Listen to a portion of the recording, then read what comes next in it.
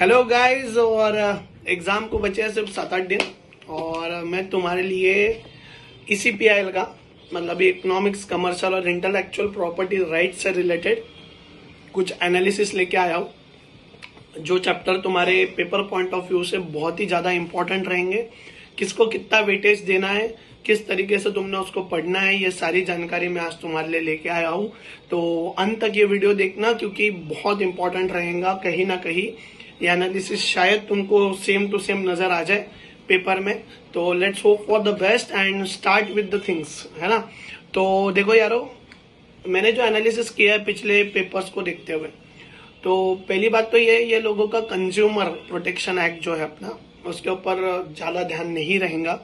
क्योंकि तुम लोग अगर देखोगे प्रीवियस पेपर्स निकाल के, तो कंज्यूमर प्रोटेक्शन एक्ट इन्होंने 2-3 बार पूछ लिया। जो पहला क्वेश्चन आता है 15 मार्क्स का, वो वाला। तो कंज्यूमर प्रोटेक्शन ये बार 5 मार्क्स मेरे एनालिसिस के हिसाब से, ठीक है। ये बार जो फोकस रहेगा क्वेश्चन नंबर 1 के लिए, that will go with RERA अपना जो चैप्टर है रियल एस्टेट वाला, वो हो सकता है। या फिर थोड़ा सा और एनालिसिस करें तो सेस भी हो सकता है। तो मेरे हिसाब से ये बार 2 में से एक है 15 मार्क का क्वेश्चन, एक तो रेरा या फिर सेस। ये दोनों में से तुमको कहीं ना कुछ 15 मार्क्स का मुझे लगता है कि नजर आएगा, ठीक है। ये तो हो गए बड़े 2 चैप्टर।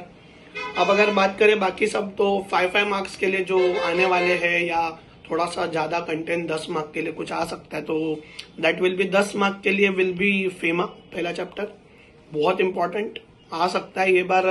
देखो, ये जो एनालिसिस में कर रहा हूँ बहुत डीपली जाके मैंने मॉड्यूल में सर्च करके सब कुछ किया हुआ है। तो 10 मार्क के लिए फेमा आ सकता है। मनी लॉन्ड्रिंग हो गया, लीगल मेथोडोलॉजी हो गया, ओडीआई हो गया, ये सब 5-5 मार्क के लिए आएंगे लगभग से लगभग।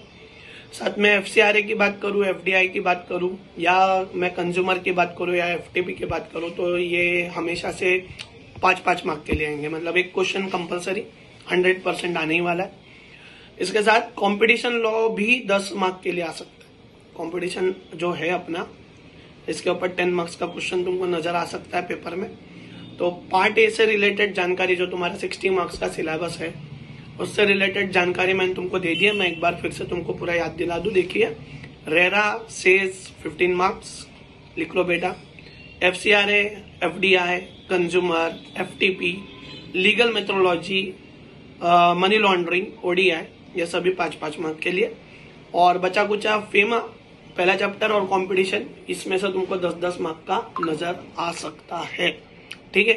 तो बेस्ट ऑफ लक गाइस। और तुम्हारे लिए अभी पार्ट बी भी लेके आऊंगा बहुत ही जल्द। आज तो पार्ट ए लेके आया था, तो पार्ट बी भी बहुत जल्दी मैं तुम्हारे लिए लेके आ रहा हूँ। तो स्टे ट्यून और बहुत अच्छे से पढ़ाई करो, कुछ भी छोड़ो मत, पूरा मॉड्यूल एक बार देख के जाओ, ठीक है। Thank you so much.